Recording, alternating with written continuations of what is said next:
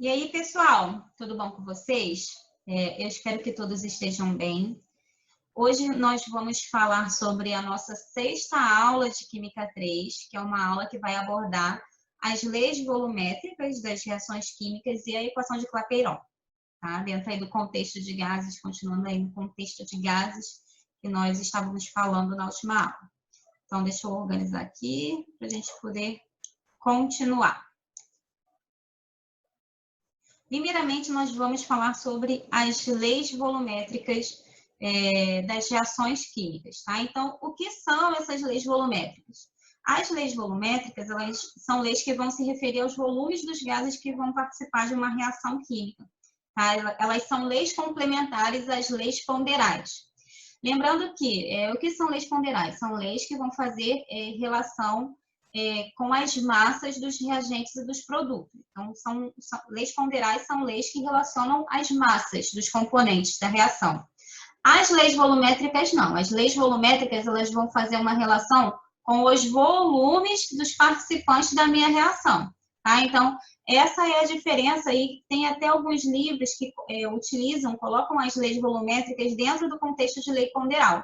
Só que, pela definição, lei ponderal trabalha massa, né? Não trabalha volume. Por isso que alguns livros botam junto, outros livros colocam separados. Eu costumo falar separadamente porque a definição de lei ponderal é em relação de massa, não de volume, tá bom? Bom, quais são as leis volumétricas que nós trabalhamos para as reações químicas?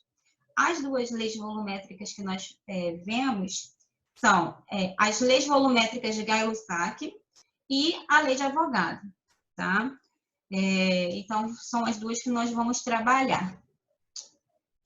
Bom, lei volumétrica de Gay-Lussac. O que a lei volumétrica de Gay-Lussac vai falar para a gente?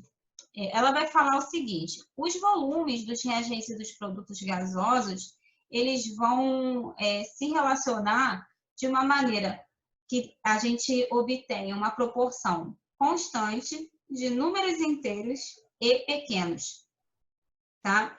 Então, essa relação, essa lei volumétrica de Gay-Lussac, ela lembra bastante, na verdade, a lei das proporções constantes, que a gente chama de lei de Proust, né? A lei de Proust também falava a mesma coisa. A diferença da lei volumétrica de Gay-Lussac para a lei de Proust é que Gay-Lussac está tratando volume, enquanto Proust está tratando massa, né? Mas a ideia dos dois é semelhante, certo? Então, Gay-Lussac falou que os volumes dos reagentes e dos produtos gasosos, eles vão formar uma proporção constante de números inteiros e pequenos. Essa lei também é chamada de lei das combinações dos volumes gasosos, tá? E para a gente poder fazer a análise desses reagentes, desses produtos, ela só é válida quando todos os gases eles estão nas mesmas condições de temperatura e pressão, ou seja, quando os meus volumes são medidos nas mesmas condições de temperatura e pressão, tá? Bom, então, vamos observar esses dois exemplos aqui. Na primeira reaçãozinha, o que eu tenho? Eu tenho o gás hidrogênio reagindo com o gás cloro e formando o gás fluorídrico. Quais são os valores que eu tenho na primeira linha aqui? Na primeira linha eu tenho 15 litros de hidrogênio, 15 litros de cloro e 30 litros de gás fluorídrico. Se eu pego o menor desses três valores e divido todo mundo por ele, qual a proporção que eu vou obter? Eu vou obter 1 de hidrogênio para 1 de cloro para 2 de gás fluorídrico, certo? Beleza. Se eu faço a mesma coisa, só que agora multiplicando antes, né? Multiplicando essa minha primeira linha por 2, eu vou obter 30 litros de hidrogênio, 30 litros de gás cloro e 60 litros de gás fluorídrico. Agora, se eu pego todos esses três valores e divido pelo menor valor deles, que no caso é 30, qual a proporção que eu vou obter? Eu vou obter a proporção 1 para 2, ou seja, 1 de hidrogênio para 1 de cloro para 2 de gás clorídrico. Se eu pego a minha primeira linha e multiplico todo mundo por 3, quais são os valores que eu obtenho? 45 de hidrogênio, 45 de cloro e 90 de gás clorídrico. E se eu divido esses valores, todo mundo, pelo menor valor deles, que no caso é 45, eu vou obter a proporção 1 para 1 para 2. Então, reparem que, como a lei de Gay-Lussac ela se aplica, mostrando para a gente que não importa o que a gente faça com os valores, se a gente multiplica por 2, se multiplica por 3, se divide, certo? A proporção ela vai ser sempre constante, com números inteiros e pequenos, tá? No caso aqui, 1 para 2, em todos os casos. E isso é muito interessante porque a partir dessa proporção a gente consegue tirar os coeficientes estequiométricos da reação. É para isso também que as leis ponderais servem. Elas mostram para a gente, elas foram utilizadas, foram uma forma de nos informar quais são os coeficientes, as proporções que os compostos interagem, né? E eles reagem. No caso aqui, como são compostos gasosos, qual é a proporção desses gases na reação? Né? Então, reparem que a proporção aqui, para o gás hidrogênio é 1, do cloro é 1 e do gás HCl é 2. Tal qual aqui que a gente viu nas proporções aqui que a gente tirou pela lei de Gay-Lussac, tá? Bem bonitinho. E aí, tem uma coisa interessante que nesse primeiro caso, a quantidade de volume que eu tenho dos reagentes, que é 15 mais 15, é igual à quantidade de volume que eu tenho nos produtos. Vai ser sempre assim? Não, não vai. A gente tem o caso da contração do volume do gás, que é o caso aqui da segunda reaçãozinha, que tem uma explicação que vem da lei de Avogadro, que a gente vai ver daqui a pouco, tá? Então, geralmente acontece a soma dos volumes dá o volume total, mas não é uma regra, pode ser que não ocorra, tá? Então, vai depender do tipo de reação que a gente está trabalhando. Então, vamos analisar essa segunda reação aqui, a reação do hidrogênio com oxigênio produzindo água. O que nós temos? Nós temos 6 litros de hidrogênio reagindo com 3 litros de oxigênio e produzindo 6 litros de água. Primeira coisa que a gente consegue observar é quais são as proporções desses volumes, né? Se a gente pega esses 3 valores e divide pelo menor deles, que é o valor 3, a gente vai obter as proporções 2 para 1 para 2. Se a gente multiplicar essa primeira linha por 2, né, multiplicando todos os valores por 2, a gente obtém 12 litros de hidrogênio, 6 litros de oxigênio e 12 litros de água. Dividindo esses 3 valores pelo menor deles, que é 6, a gente mantém a proporção 2 para 1 para 2. Se multiplicarmos esses valores daqui da primeira linha por 3, a gente vai obter 18 litros de hidrogênio, 9 litros de oxigênio e 18 litros de água. Dividindo esses 3 valores pelo menor deles, que é o valor 9, a gente mantém a proporção 2 para 1 para 2. Certo? Ou seja, aqui a proporção também está sendo obedecida, sendo constante e fixa, né? O interessante de observar aqui nesse caso é que, diferente da primeira reação, a quantidade de volume que eu tenho do lado dos reagentes, que é 9, não é igual à quantidade de volumes que eu tenho na região dos produtos, que é 6. Então, aqui a gente teve uma contração do volume, tá? E aqui a gente também consegue observar as proporções. A gente também consegue observar essas proporções sendo coerentes com a minha estequiometria na minha reação química, né? Então, nós temos aqui a proporção 2 para 1 para 2, e essa proporção, ela coincide com a estequiometria da minha reação. 2 mols de hidrogênio reagindo com 1 mol de oxigênio e produzindo 2 mols de água. Ou seja, a estequiometria, a proporção estequiométrica, ela veio tanto das leis ponderais, que fizeram relação com as massas, como das leis volumétricas também, tá? Certo. A segunda lei volumétrica que nós vamos estudar é a lei de Avogadro. O que a lei de Avogadro ela fala? Ela fala que para volumes iguais de quaisquer gases com volumes iguais, que estejam nas mesmas condições de temperatura e pressão, eles vão apresentar a mesma quantidade em mols ou moléculas. Ou seja, se eu tenho dois gases diferentes e esses dois gases estão nas mesmas condições de temperatura e pressão e estão com o mesmo volume, ou seja, os dois ocupam 20 litros e os dois têm a mesma pressão e a mesma temperatura, esses dois gases, independente de qual tipo de gás seja, eles vão ter em quantidade o mesmo número de mols ou o mesmo número de moléculas, tá?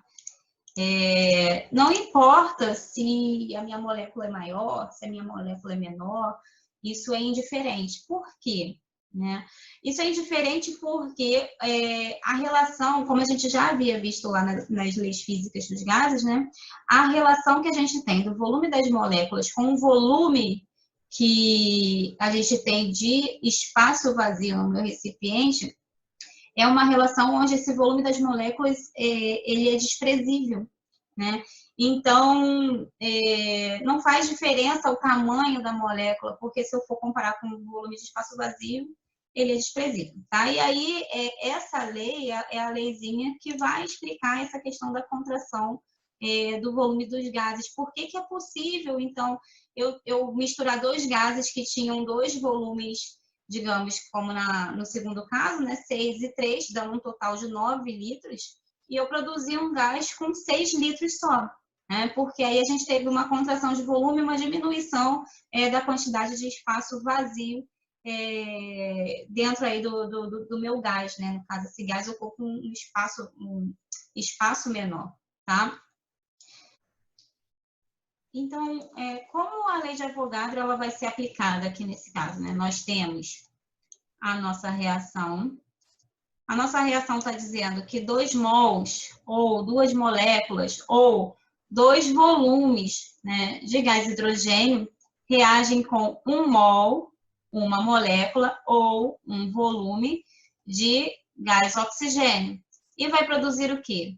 2 mols, 2 moléculas, ou 2 volumes de água. Então, a ideia é essa, a gente tratar ele trata a questão aqui em termos de volume, né? 2 volumes de hidrogênio. Esses 2 volumes de hidrogênio podem ser respectivos a 2 moléculas do gás hidrogênio, né? Ou 2 mols do gás hidrogênio. Eles vão reagir com um volume do meu gás oxigênio. Esse um volume pode ser 1 mol desse gás ou uma molécula desse gás. E vai produzir 2 volumes de água gasosa. E aí esse volume pode ser 2 mols de água ou 2 moléculas de água, que a gente viu aqui, 2 moléculas de água, tá? Deixa eu apagar aqui. O que a gente observa em relação a essa questão da contração gasosa, né? Contração do volume do gás? Quais são as moléculas, qual é o composto que tem mesma quantidade de volumes? No caso, os compostos que têm a mesma quantidade de volumes são o gás hidrogênio, que tem 2 volumes, e a água, que tem 2 volumes. Consequentemente, se hidrogênio e água têm a mesma quantidade em volume e estão nas mesmas condições de temperatura e pressão, consequentemente, esses 2 gases, independente do tamanho das moléculas deles, vão ter a mesma quantidade em mols ou em moléculas, certo? Ou seja, tanto água como H2 tem 2 mols cada um, ou tem 2 moléculas cada um, né, para reagir. Essa é a ideia da lei de Avogadro. Certo? E aí, lembrando que isso é possível porque o volume ocupado pelas moléculas num gás ideal ou num gás perfeito é desprezível comparado com o volume de espaço vazio, né? Bom, então vamos aos exercícios, a prática de tudo que a gente viu até agora, né? Questão 1. Dada a equação química, ele deu essa reaçãozinha aqui, o gás N2 reagindo com o gás H2 e produzindo amônia.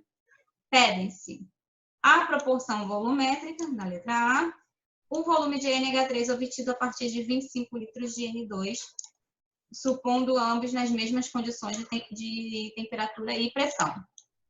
Certo. Então, a primeira coisa que a gente tem que fazer é anotar os dados, que no caso aqui o dado principal é a nossa reaçãozinha, né? Para verificar a proporção volumétrica, é só a gente observar a nossa reação química, né? Quais são os coeficientes estequiométricos da nossa reação? 1 mol de nitrogênio reagindo com 3 mols de hidrogênio e produzindo 2 mols de amônia. Então, a proporção volumétrica é 1 para 3 para 2, de acordo com os meus coeficientes. Lembra lá quando eu falei da lei de Gay-Lussac, né, a lei volumétrica de Gay-Lussac, que ela nos fornecia a nossa proporção estequiométrica quando a gente está tratando gases, né? No caso, quem vai nos fornecer a proporção estequiométrica quando a gente está trabalhando massa é a lei de Proust, tá? Então, letra A, respondida. A gente olha a proporção volumétrica a partir dos coeficientes estequiométricos da minha reação, e vice-versa, né? E a letra B, só para a gente relembrar aqui, ele quer que a gente calcule o volume de NH3 a partir de 25 litros de N2. Beleza. Então, o que a gente vai fazer? Fazer a comparação em termos de volumes. O que a reaçãozinha fala para a gente em termos de volumes? Em termos de volumes, nós temos que 1 mol de N2 estão para 2 mols de NH3. Da onde eu tirei isso? Da minha reação. 1 mol de N2 estão para 2 mols de NH3. Consequentemente, se a gente tem essa proporção em mol, nós também temos essa proporção em volume. Então, um volume, seja ele qualquer, de N2 está relacionado a 2 volumes de NH3. O meu problema falou que eu tinha 25 litros, ou seja, 25 em volume, né, de N2. E ele quer saber o meu volume de NH3.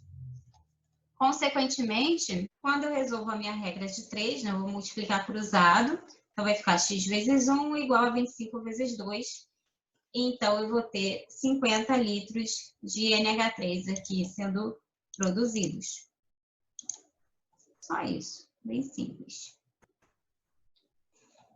Bom, segundo tema que a gente vai abordar é a equação de Clapeyron, né? O que a gente consegue de informação a respeito dessa equação? Primeira coisa, ela também é chamada de equação de estado dos gases, tá?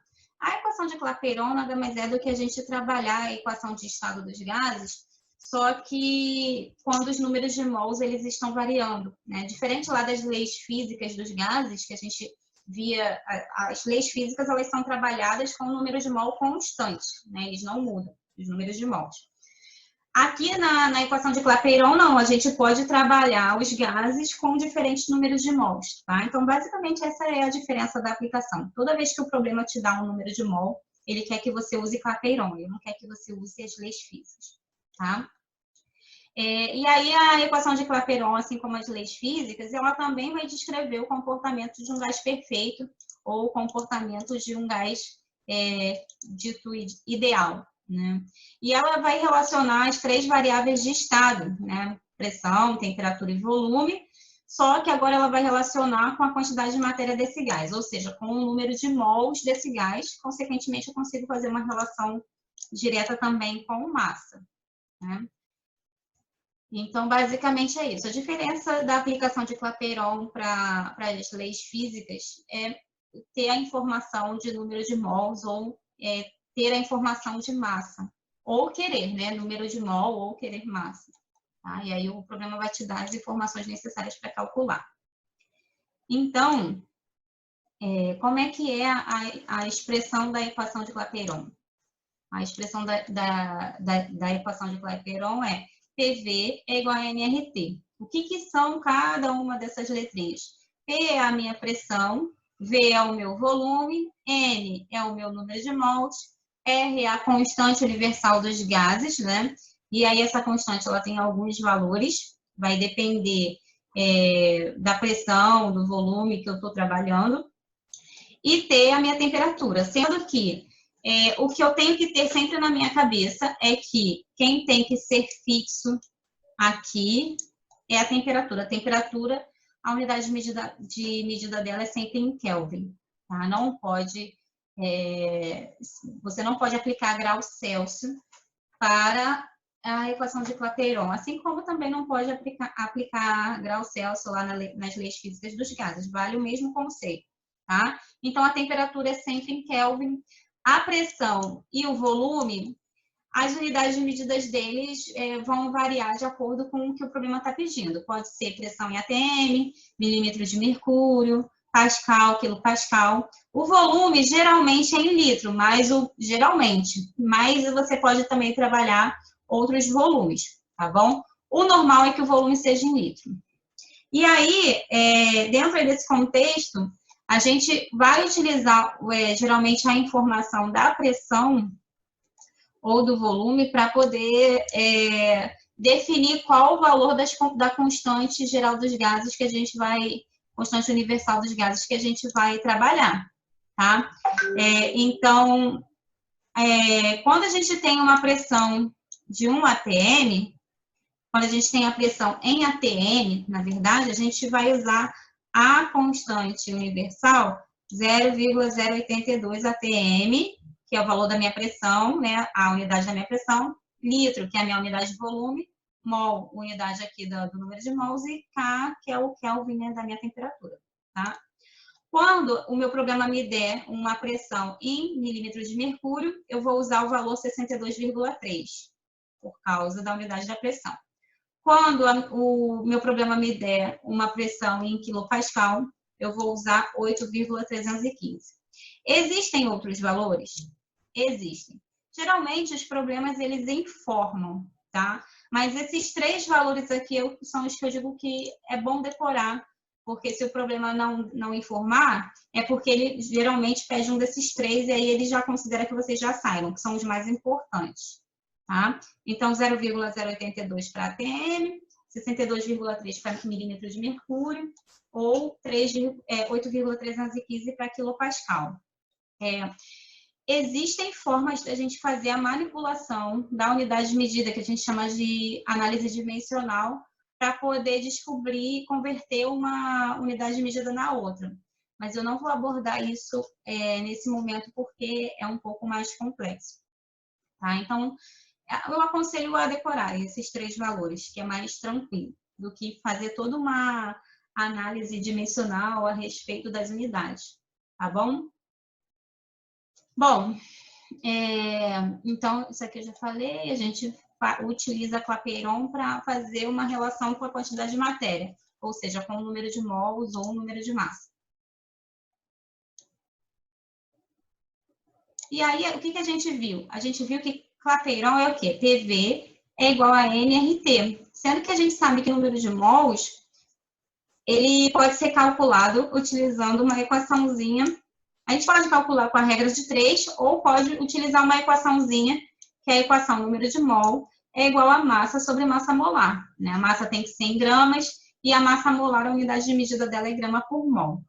Se a gente substitui essa equação aqui, ó, número de mol é igual a massa sobre massa molar, lá na equaçãozinha de Clapeyron, a gente vai obter essa relação direta aqui com a minha massa em gramas, né? Clapeyron com a massa. Então, fica PV é igual a massa sobre massa molar vezes RT. Tá? Então, eu consigo, aplicando a equação do número de mols aqui em Clapeyron, eu consigo calcular diretamente a massa sem ter que fazer um monte de conta. Tá? É só eu organizar aqui a minha reação e calcular a massa. Tá? Fazer só uma organização matemática aqui, né? Então, eu consigo ter essa relação direta, sem ter que me preocupar em fazer um monte de conta.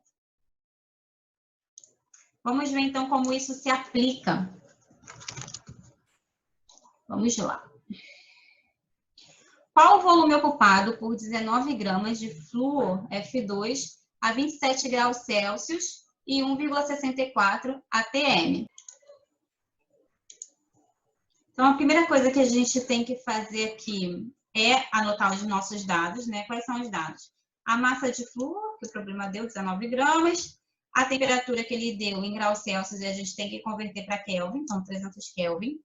A pressão que ele deu em ATM, se ele deu essa pressão, é porque a gente vai usar a constante igual a 0,082, que é a constante que faz a relação... Nossa, tá lindo isso aqui. A constante que faz relação com a ATM, né? E a gente sabe que a massa molar do flúor é 38 gramas por mol, do F2, né?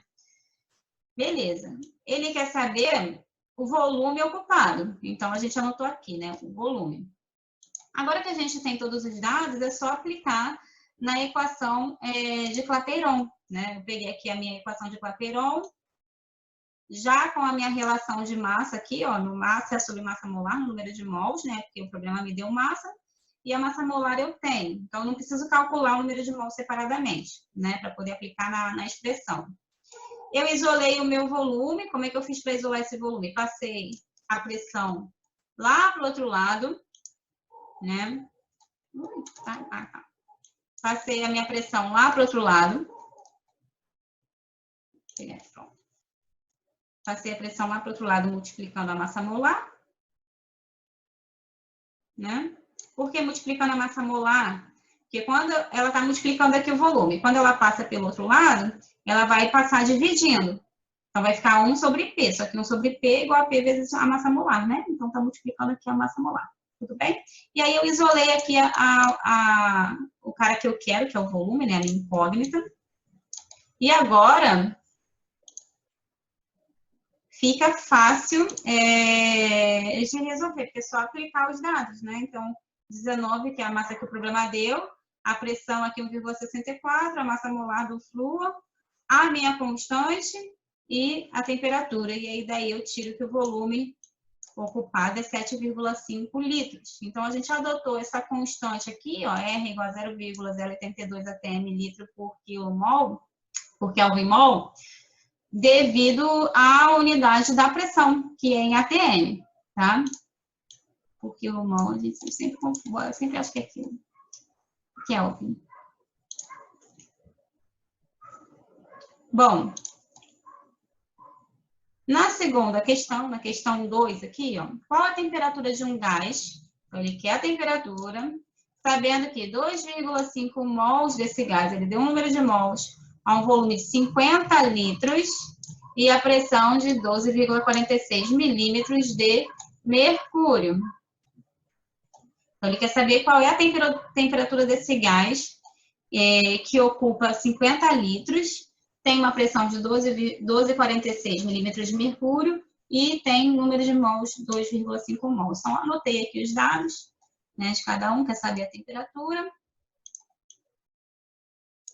E aí é só aplicar na equação de Clapeyron, né? Como ele quer a temperatura, ele já me deu o número de mols, não preciso fazer nada com esse valor aqui, né? Só vou isolar o valor da minha temperatura, então vai ficar PV sobre NR. E aí eu aplico os dados que o problema me deu e acho que a temperatura são 400 Kelvin, tá? Nesse caso aqui, a constante que eu usei é essa constante 62,3 milímetros de mercúrio, litro por Kelvin mol. Por quê? Porque a pressão que o problema me deu foi uma pressão em milímetro de mercúrio. Então, eu tenho que usar a constante universal correspondente na mesma pressão, tá?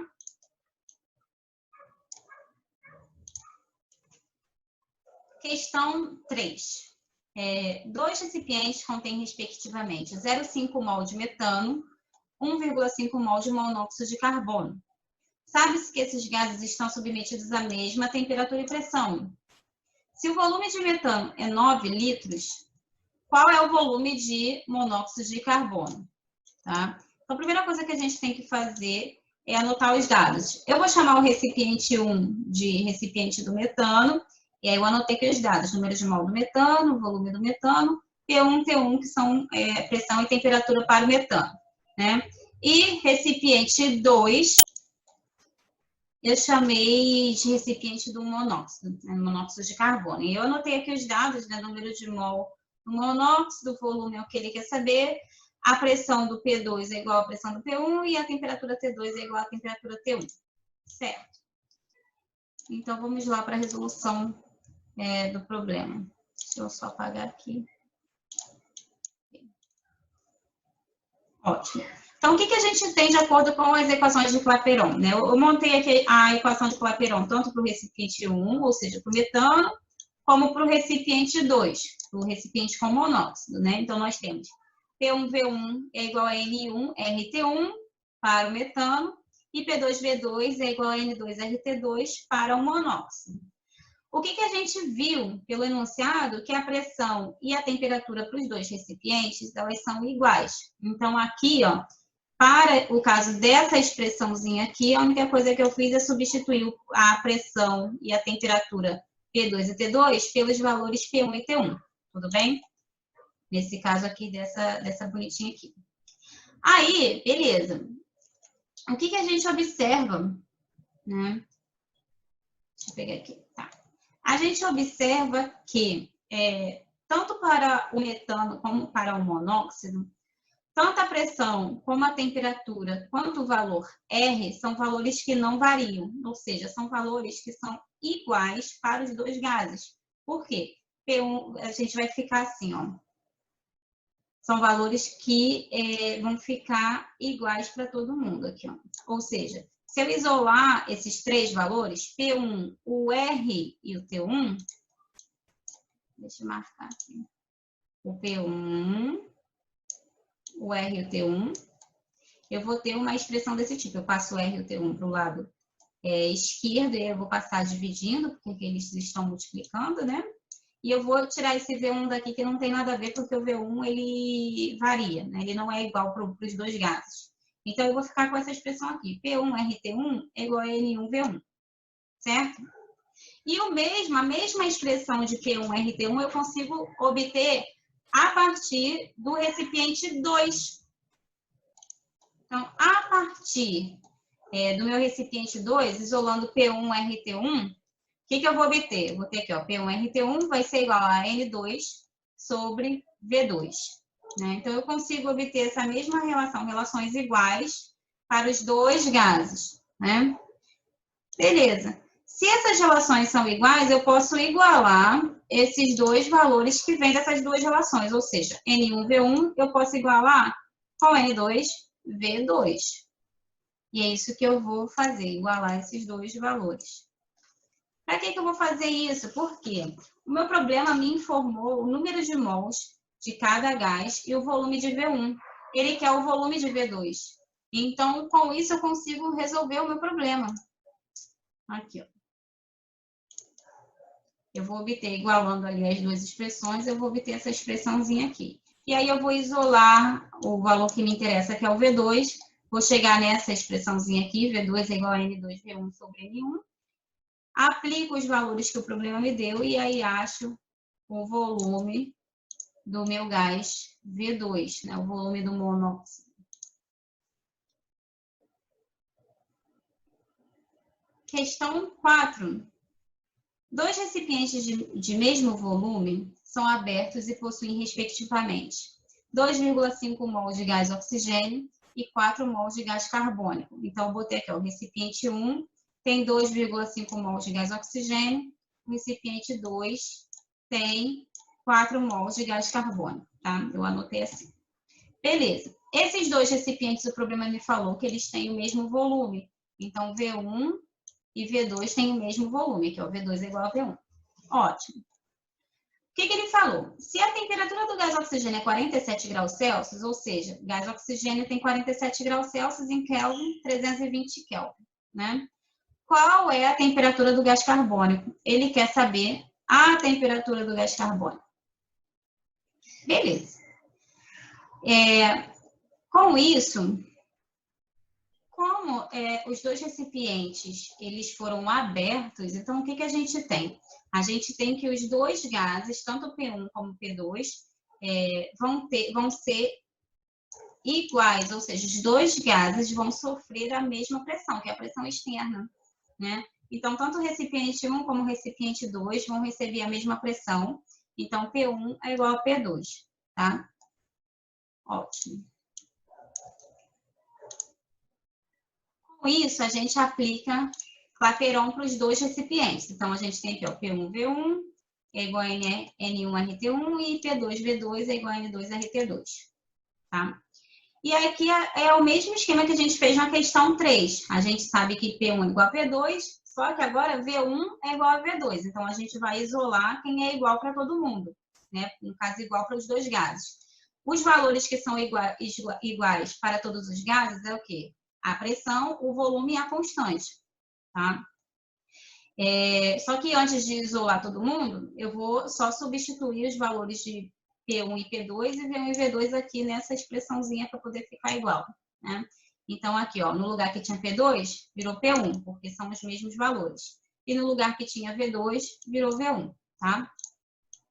Ótimo. Agora, essa expressãozinha aqui que passa a ser a minha expressão de referência, né, para o recipiente 2. Agora, o que eu vou fazer? Eu vou isolar quem é constante para todo mundo, quem é igual para todo mundo.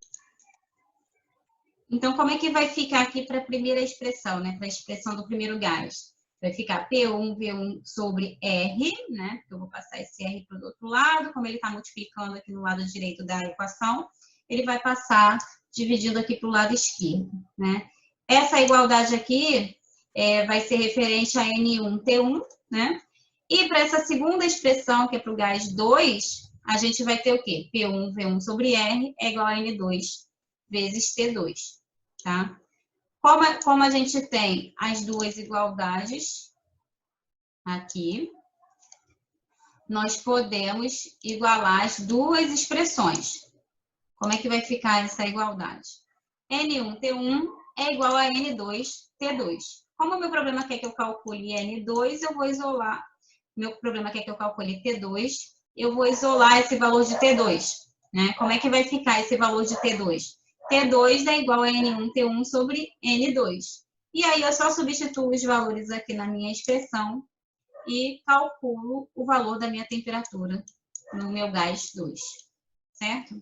Então, é isso. Eu posso fazer manipulações com gases separados em dois recipientes, utilizando a equação de Clapeyron para esses dois gases, certo? Eu sempre vou pensar em isolar os valores que são iguais para os dois gases, ou seja, se for pressão e temperatura, eu isolo pressão, temperatura e a constante, para poder igualar. Se for pressão e volume, eu isolo pressão, volume e a constante, para poder igualar.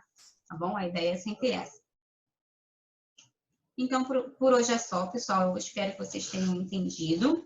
E até a próxima aula.